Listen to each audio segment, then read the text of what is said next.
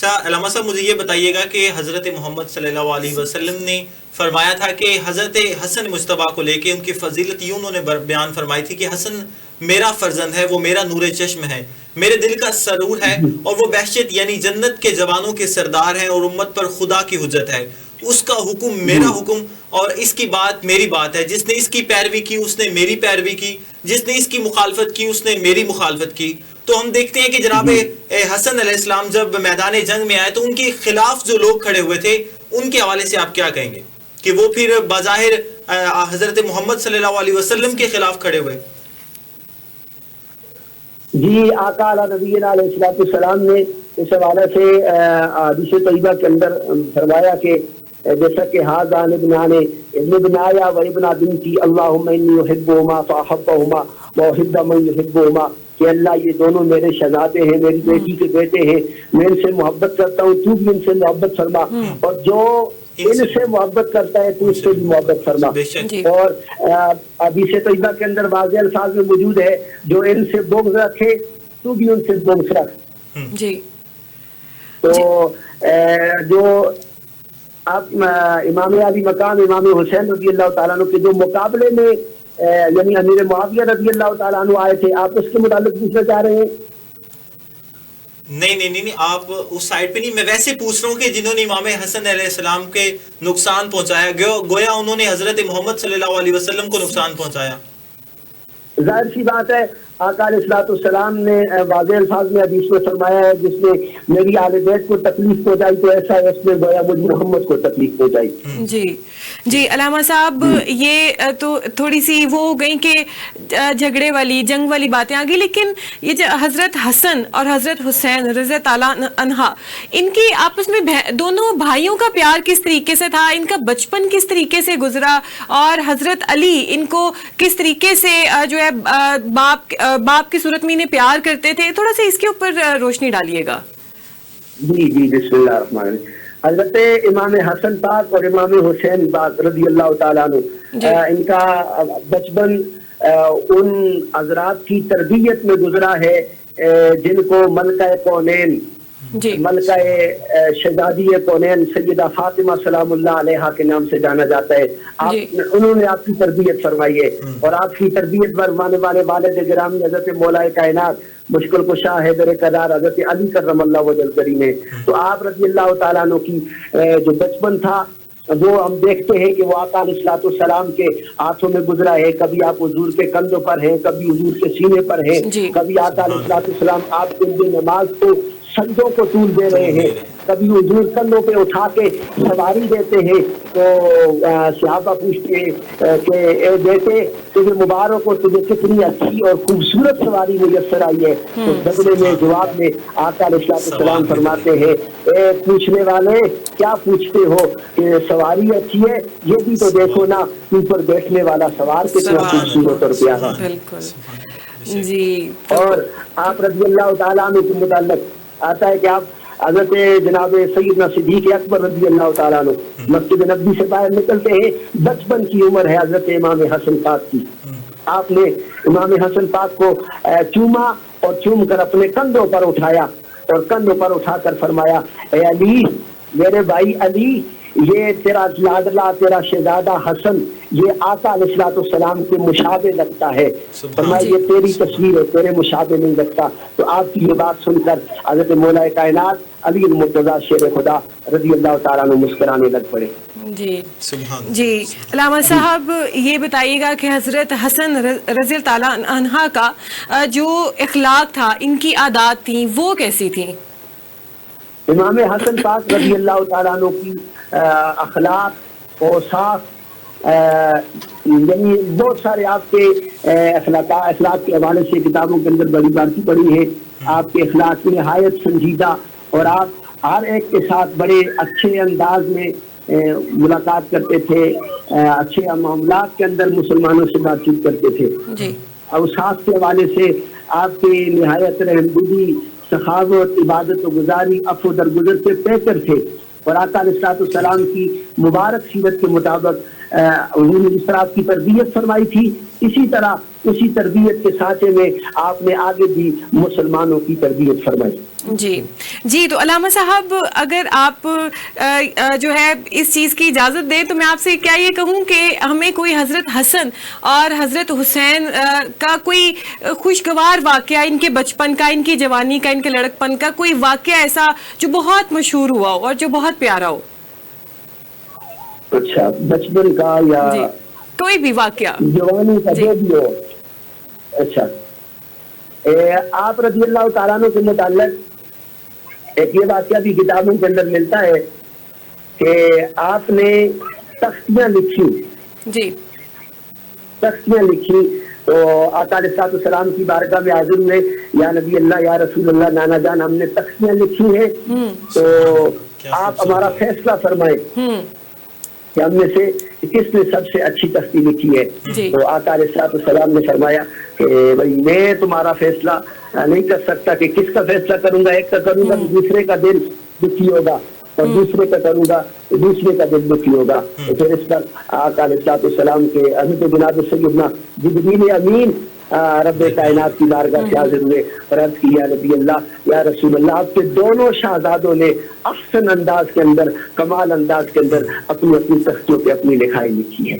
جی سبحان اللہ. اس کے علاوہ بھی اور بہت سارے واقعات کتب حدیث کے اندر بھی ملتے ہیں. جی علامہ صاحب بیان کیجئے گا ایک دو کوئی واقعہ کوئی اسی طرح کا.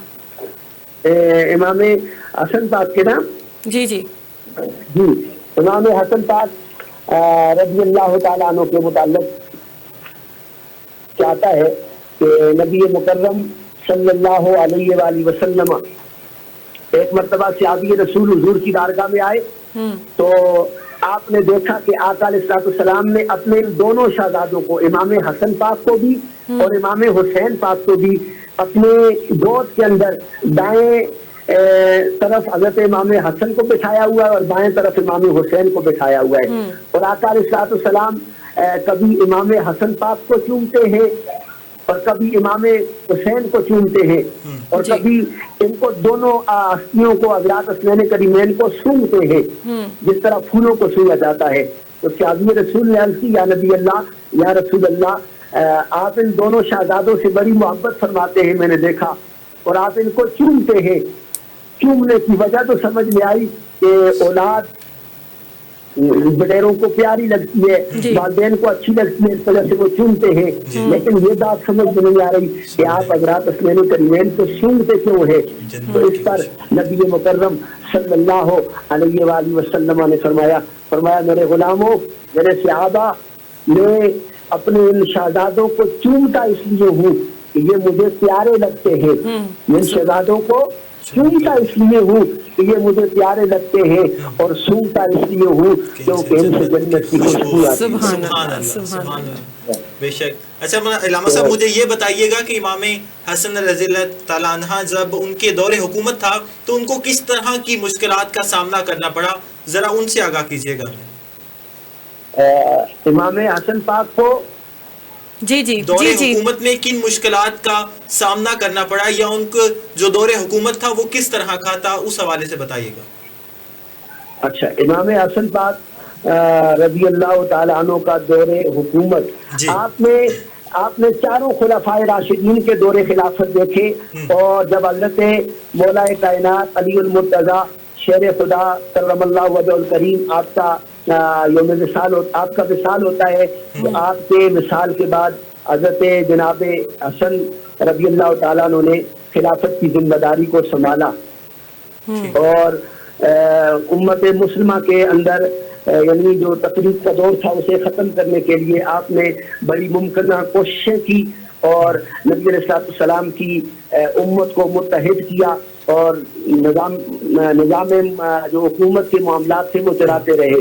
لیکن دوسری طرف سے جو شر پھیرانے والے لوگ تھے انہوں نے امام حسن رضی اللہ تعالیٰ عنہ کے خلاف طرح طرح کی چالیں کھیلنا شروع کر دی، جس طرح آپ کو اکسایا اور مجبور کیا کہ اگر آپ اپنے خلافت سے دستبردار نہیں ہوں گے تو ہم امت مسلمہ کے اندر خون خرابہ ہوگا. تو آپ نے پھر ان معاملات کو دیکھتے ہوئے 6 ماہ کے مختصر عرصہ میں پھر خلافت سے دستبرداری کا اعلان کیا اور خلافت اور تخت حکومت حضرت جناب سیدنا امیر معاویہ رضی اللہ تعالیٰ عنہ کے سپرد کر دیا. جی علامہ صاحب، وہ میں نے آپ سے پہلے بھی ایک پوچھا تھا کہ آپ صلی اللہ علیہ وآلہ وسلم نے حضرت حسن کو لے کر کیا بشارتیں دی تھیں اور ان کی کیا دعائیں تھیں مخصوص ان کو لے کر؟ امام حسن صاحب کو اور ان شہزادوں کو لے کر دعائیں جی اور بشارتیں کیا تھیں؟ بشارتیں تو یہ میں نے پہلے بیان فرمائی کہ آقا علیہ السلام نے فرمایا کہ یہ میرا شہزادہ امام حسن کے متعلق فرمایا یہ میرا شہزادہ سردار ہے اور یہ مسلمانوں کے 2 گروہوں کے متعلق 2 گروہوں کے درمیان صلح کروائیں گے. جی ٹھیک ہے. جی تو دعائیں اس کے ساتھ ساتھ. جی علامہ صاحب بہت شکریہ آپ کا، آپ ہمارے ساتھ موجود تھے اور آپ نے حضرت حسن علیہ السلام کے اوپر بہت تفصیلاً جو ہے روشنی ڈالی، ان کے کردار کے بارے بتایا، ان کی عادات کے بارے بتایا، ان کی سیرت، ان کے فضائل کے بارے بتایا. جی تو ناظرین، آج 15واں روزہ ہے اور ہم مڈ میں آ گئے ہیں اور اتنی جلدی یہ ٹائم گزر گیا ہے. کل ایسے لگ رہا تھا جیسے نا 30 روزے پڑے ہوئے ہیں. محسوس ہوتا ہے نا، روٹین آپ کی تھوڑی سی ڈسٹرب ہو جاتی ہے اور اس طریقے سے ہو جاتی ہے. اور اس کے بعد اب 15 روزے ماشاءاللہ سے گزر بھی گئے ہیں. افطار کا ٹائم جو ہے وہ نزدیک آتا جا رہا ہے اور کل 16واں روزہ ہے. اتنی تیزی سے یہ ٹائم گزر رہا ہے. یہ مغفرت اللہ تعالیٰ سے طلب کریں اس مہینے میں، ان دنوں میں، خاص کر روزے کی حالت میں. اور جب آپ کوئی بھی کام کرتے ہیں، خواہ خواتین گھر کا کام کر رہی ہوتی ہیں، خواہ خواتین جو ہے جو باہر آفیسز میں جاتی ہیں، مرد حضرات باہر محنت مزدوری کرنے جاتے ہیں، آفیسز میں جاتے ہیں، ان کا یہ کام کرنا بھی نیکی کے زمرے میں آ جاتا ہے. نیکیوں میں یہ کام بھی لکھا جاتا ہے. اور جیسا کہ ہم یہ جب سے یہ دوسرا عشرہ سٹارٹ ہوا ہے استغفار کا، مغفرت کا، تو ہم جو ہے اس کے بھی ڈیفرنٹ ٹاپکس پہ بات کرتے ہیں کہ استغفار کے ساتھ رحمت الہی کس طریقے سے حاصل کی جا سکے، جو ہے آپ اللہ تعالیٰ کی خوشنودی کس طریقے سے حاصل کر سکتے ہیں. یہ ساری چیزیں ہم اپنے علماء سے، اپنے مفتی صاحب، جو بھی حضرات ہمارے ساتھ ہمارے پروگرام میں موجود ہوتے ہیں، ان کے آگے ہم آپ کے سوالات رکھتے ہیں. تو جی قسیم، کیا کہنا چاہیں گے آپ کے اتنی جلدی یہ جو ہے وقت گزرتا جا رہا ہے اور پکڑ میں نہیں آ رہا، تو کیا کہیں گے آپ؟ بالکل نایاب، آپ ٹھیک کہہ رہی ہیں. جیسے کہ ابھی ہمیں پتہ ہی نہیں چلا کہ 15 روزے گزر گئے اور ہم رمضان کے مڈ میں آ گئے ہیں. ابھی ایسے لگ رہا تھا کہ جیسے کل رمضان سٹارٹ ہوا ہے اور ابھی ہم اگر حقیقی طور پر دیکھیں تو آج مڈ میں ہم پہنچ چکے ہیں رمضان کے، اور پتہ بھی نہیں چلا کہ یہ وقت کتنی تیزی سے چلا گیا ہے. جیسے کہ میں اکثر کہا کرتا ہوں کہ یہ وہ دن ہیں جن دنوں سے فائدہ اٹھا کر ہم جو اللہ اور بندے کے درمیان جو فاصلہ ہے اسے کم کیا جا سکتا ہے. زیادہ عبادات کر کے، زیادہ نوافل ادا کر کے، اللہ کی بارگاہ میں زیادہ استغفار، صبر اور استقلال حاصل کیا جا سکتا ہے، ان کی رحمت حاصل کی جا سکتی ہے. بالکل. اور یہیں سے آپ کی بات کو میں کنٹینیو کروں کہ اگر ہم ایک تو استغفار ہے اور یہ ساری رحمتیں ہیں، لیکن جب روزے مکمل ہوتے ہیں تو عید آتی ہے، تو وہ بھی ایک خوشی جو ہے وہ قابل دید ہوتی ہے کہ انسان اتنا خوش ہوتا ہے. اللہ تعالیٰ نے عیدیں ہمارے لیے بنائی اور عید کو جس طریقے سے سیلیبریٹ کرنا کہ آپ روزوں کے بعد عید کا انتظار کرتے ہیں، پھر ڈفرینٹ جگہوں پہ جاتے ہیں، تو یہ سلسلے ساتھ ساتھ چلتے رہیں گے. اور عید کے حوالے سے میں آپ کو یہ بتاتی چلوں کہ جناب کافی دن پہلے سے یہ خیر ہو چکا ہے، بازار جو ہے وہ سجنے لگ گئے ہیں اور بازار کی جو رونقیں ہیں وہ بحال ہو گئی ہیں. پہلے شروع کے روزوں میں ایسا ہوتا ہے کہ لوگ دکانیں وغیرہ بند کر دیتے ہیں اور اس کے بعد جب افطار کے بعد واپس نہیں آتے، کیونکہ انہیں پتا ہوتا ہے کہ ابھی جو ہے روزے چل رہے ہیں، ابھی کسی نے اتنی خریداری نہیں کرنی، شاپنگ نہیں کرنی، تو اس وجہ سے وہ تھوڑے سے نا وہ پرسکون ہوتے ہیں. لیکن اب ماشاءاللہ سے بازار کی جو رونقیں ہیں وہ بحال ہو گئی ہیں اور ہر انسان کی کوشش ہوتی ہے کہ وہ عید پہ اچھے سے اچھی چیز خود بھی پہنے، اپنے گھر والوں کو لے کے دے، اپنے بچوں کو لے کر دے. بالکل نایاب، آپ ٹھیک کریں، لیکن ایک بات آپ بالکل بھی نہ بھولیں کہ جتنی مہنگائی آئی ہوئی ہے، یقین مان جائے، لیکن خریداری بھی اتنی ہوتی ہے. یہ بات ٹھیک ہے، لیکن ان لوگوں کا بھی تو سوچیں نا جو لوگ خرید و فروخت نہیں کر سکتے، عید کے کپڑے نہیں لے سکتے.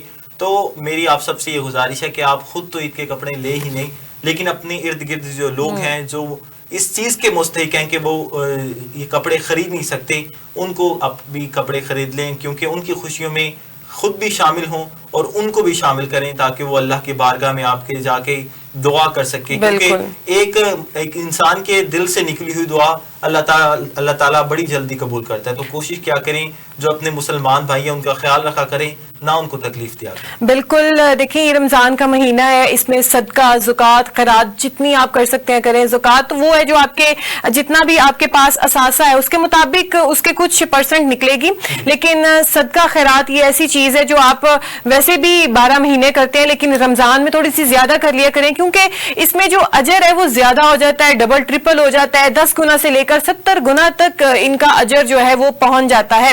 اور ساتھ میں یہ کہ جو لوگ جو غریب ہوتے ہیں, جو مستحق ہوتے ہیں, محتاج ہوتے ہیں, وہ آپ کی طرف جو ہے اپنی نظریں اٹھا کے دیکھ رہے ہوتے ہیں کہ آپ ان کو دیکھیں کہ وہ آپ سے نیچے ہیں, ان کو بھی آپ کے پیسے میں سے نکلی کسی چیز کی ضرورت ہے, جو آپ کماتے ہیں ان کا بھی حق ہوتا ہے. اور ایک اور بات ہے کہ عام طور پہ لوگ صدقہ خیرات کرتے ہیں, کچھ کپڑے لوگ پہنتے ہیں جو وہ جب کہتے ہیں کہ ہم نے بہت پہن لی ہے, ہم نے نہیں پہننے, کسی کو دے دیتے ہیں. تو خدا رہا جب آپ اس طریقے کی چیز جو آپ نے استعمال کی ہو اس کو جب آپ کسی کو دیتے ہیں تو اس حالت میں دیا کریں, اس طریقے سے دیا کریں کہ اس کو وہ بھی پہن سکے. بعض اوقات لوگ اس طریقے کی چیز جو ہے قسیم وہ دے دیتے ہیں لوگوں کو کہ وہ پہننے کے قابل ہی نہیں ہوتی, اور وہ جن کو دیتے ہیں وہ بھی آگے سے اٹھا کے یا تو وہ ویسٹ کر دیتے ہیں یا آگے کسی کو دے دیتے ہیں کہ ہم کیسے اس کو پہنے, ہم تو نہیں پہن سکتے. تو اس طریقے کی چیز دیں جو دوسرے کے بھی کام آ سکے. گفتگو کا سلسلہ جو ہے وہ چلتا جائے گا, لیکن یہاں پر میں حضرت حسن رضی اللہ تعالی عنہ کی شان میں ایک جو ہے ایک یوں کہیں کہ ایک حدیث ہے یا ان کی زندگی کا ایک ایسا واقعہ ہے, ان کے کردار کا, ان کے اخلاق کا, وہ بیان کرتی چلوں کہ ایک دن حضرت حسن رضی تعالیٰ عنہ بیٹھے ہوئے تھے کہ ایک شخص آیا اور آ کے اس نے چیخنا چلانا شروع کر دیا, بد زبانی شروع کر دی. تو اس کو یہ تھا کہ اب جس طریقے سے میں مس بہیو کر رہا ہوں یہ بھی ویسے ہی کریں گے. آپ اٹھے اور آپ نے بہت پیار سے اس سے جو ہے سوال جواب کیے, اس سے بات پوچھی اور اتنے پیار سے اس کو جو ہے جواب دیے کہ جو ہے اس نے فوراً آپ سے معافی مانگی اور کہا کہ میں غلطی کے اوپر تھا. تو یہاں سے یہ ثابت ہوتا ہے کہ اچھا اخلاق کس طرح آپ کو بلندی کے اوپر لے جاتا ہے. ایک بندہ جو آپ کے مطلب آپ کے اوپر اتنا چیخ رہا ہے, بول رہا ہے, بد زبانی کر رہا ہے, لیکن جب آپ اس کا پیار سے جواب دیتے ہو, اخلاق سے جواب دیتے ہو تو آپ ان کا بھی دل جیت لیتے ہو اور اگلا بندہ خود ہی شرمسار ہو جاتا ہے, شرمندہ ہو جاتا ہے کہ میں نے یہ کیا کیا تھا. بالکل نایاب, آپ ٹھیک کہہ رہی ہیں. حضرت حسن مجتبی وہ شخصیت ہیں جن کے لیے رسول خدا صلی اللہ علیہ وسلم سجدوں کو طول کر دیا کرتے تھے. جب آپ صلی اللہ علیہ وسلم نماز پڑھا رہے ہوتے تھے باجماعت تو حضرت حسن مجتبی آپ کے دوشے پہ جو کمر ہیں ان پر سوار ہو جاتے تھے. تو اوپر سے اللہ کی طرف سے حکم آتا تھا کہ اے میرے نبی, جو جب تک امام حسن علیہ السلام جو نیچے نہ اتریں تب تک جو سجدہ ہے اس کو طول رکھنا, جو سجدے سے سر نہ اٹھانا. تو یہ وہ شخصیت ہیں. جیسے کہ ہمارے علامہ صاحب نے بھی ابھی ایک واقعہ سنایا کہ حضرت محمد صلی اللہ علیہ وسلم اپنے کندھوں پہ ایک طرف حسن کو اور دوسری طرف حسین کو بٹھا کر جب باہر جا رہے تھے گلی میں تو کسی پوچھنے والے نے کہا کہ حضرت محمد صلی اللہ علیہ وسلم کے کیا حسن حسین کو کہا کہ کیا آپ کی سواری ہے. تو حضرت محمد صلی اللہ علیہ وسلم نے اسے جواب دیا کہ تم سواری کو کیا دیکھتے ہو, تم یہ دیکھو کہ سوار کون ہے. تو حسن اور حسین وہ شخصیت ہے جن کے لیے حضرت محمد صلی اللہ علیہ وسلم نے فرمایا کہ یہ جوانان جنت کے سردار ہیں, یہ جنت کے جوانوں کے سردار ہیں. تو حضرت حسن اس شخصیت کا نام ہے جن کے بابا حضرت علی ہیں, جن کی ماں حضرت فاطمہ ہیں اور جن کے نانا حضرت محمد صلی اللہ علیہ وسلم ہیں جو نبیوں کے سردار ہیں. بالکل. اور آپ صلی اللہ علیہ وآلہ وسلم حضرت فاطمہ کو منع کرتے تھے کہ ان بچوں کو مت ڈانٹو. تو اللہ تعالیٰ جو ہے ہمیں ایمان والی زندگی دے اور جس طریقے سے ان کا کردار ہمارے لیے آج ایک نمونے کی صورت میں ہے, ہمیں ان کی تعلیمات پہ چلنا نصیب کرے. بالکل نایاب. حضرت حسن کی سچائی, صبر اور اعلیٰ اخلاق کو اپنانے کی ہمیں کوشش کرنی چاہیے. جیسے کہ ابھی ہم نے بھی کچھ واقعات آپ کو سنائے, ہمارے علامہ صاحب نے بھی آپ کے جو واقعات سنائے. تو امت میں اتحاد پیدا کریں, اختلافات سے بچیں اور نبی کریم صلی اللہ علیہ وسلم کی اہل بیت سے محبت کریں.